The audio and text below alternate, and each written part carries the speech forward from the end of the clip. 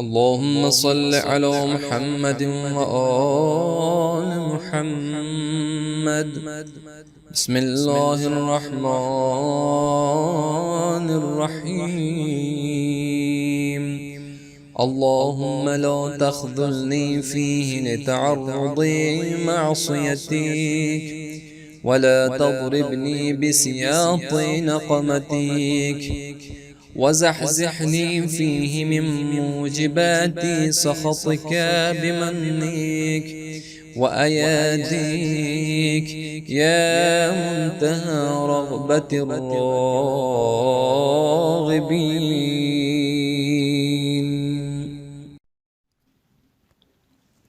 ए अल्लाह, आज के दिन मुझे छोड़ न दे कि तेरी नाफरमानी में लग जाऊं, और ना मुझे अपने गज़ब का ताज़ियाना मार।